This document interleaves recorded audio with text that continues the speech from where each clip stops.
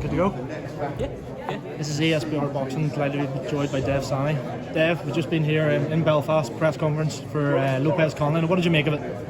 I love Belfast, firstly, Belfast. Like, when I first joined Box Nation 2014, I was sent out to Belfast for the Frampton Martinez fight at Titanic Court. I've just got fond memories of this city.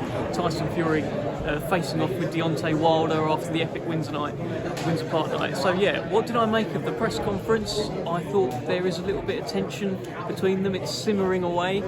That Luis Alberto Lopez I think he's a crazy guy. The fact that he can go to Leeds, have Josh Warrington fighting like he did against him, have the crowd acting like they did against him, and still emerge as the world champion tells you a lot about his character. So he is quite something. He may be the best champion in the division right now. We don't know, but we'll find out against Mick Conlan. And Mick Conlan's got all this city behind him. And as Adam Booth said up there, it feels like it's his time. He's at the apex of his career, 31 years old. And maybe the crowd can will him on to victory, but at the same time, the crowd may get the better of him. We saw with Katie Taylor last week, she had a ring walk and maybe she lost herself in it a little bit. He's got to be very careful out there, Mick. I was going to ask you that next. Obviously, you can kind of look at it both ways. Obviously, Mick, with all of his hometown supporters, you can make that look at, brilliant to have that, but then there could also be added pressure. Lopez, we know last time out, he already went the Leeds into Warrington's backyard and put on the performance he did. So he'll be thinking, do you know what, I don't mind going on the road. So it's definitely an interesting caveat to the fight, isn't it? Yeah, as I said, with Lopez, he's just got that aura about him. He seems like you can't faze him in that situation. Sure, inside the ring he might complain a little bit. Wouldn't you if you were getting headbutted? Like, you probably would complain a little bit. But I feel like he likes putting himself into these situations. And look, Mexican featherweights over the years, we've had Morales, Pereira, Manuel Marquez. It looks like there's a new era coming through of, Lara. And this fella as well, Luis Alberto Lopez. But Mick Conlan will be looking to put an end to it. So let's see. Say Conlan wins, but obviously there's a little Scouse fighter on the undercard as well. Just quietly goes about his business. Nick Ball. I look at this and think, is he on that card for a reason? Obviously, you know more than I do, but that would be a cracking fight going forward, wouldn't it? Say both were victorious on Saturday.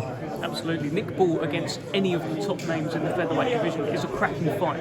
You put him on the right side of the show, you put him on the left side of the show, he will deliver. He's quite something, and he's fast becoming one of the most exciting prospects in Britain. I guess he's a contender now at this point. I think he's 25, 26 years old.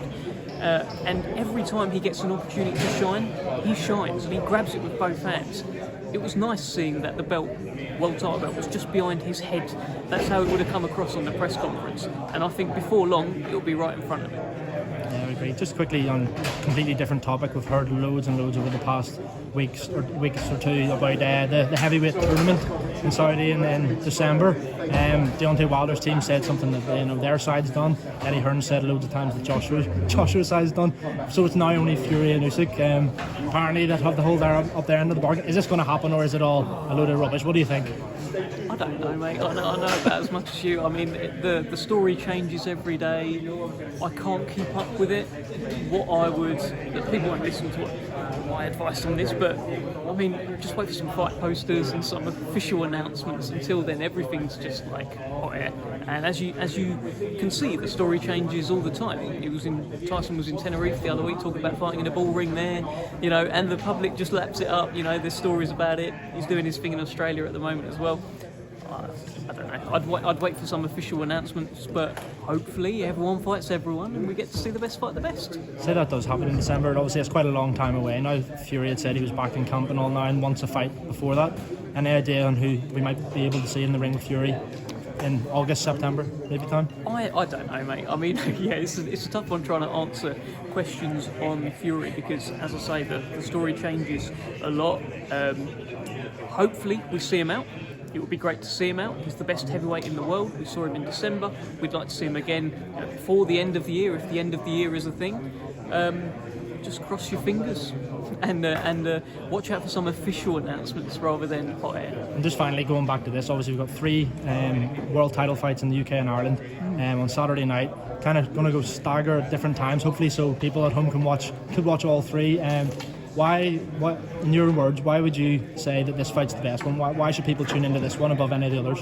I think they're all excellent fights, by the way. All of them are excellent fights. But that moment where Mick Conlan's music hits, that ring walk, and the SSE arena goes dark, and you just see people's phone lights, and you know that this is such an iconic moment, that's going to be special. And you won't see anything like that anywhere else. Brilliant, Dave. Thanks very much. All right. Appreciate it. Cheers for chatting to us.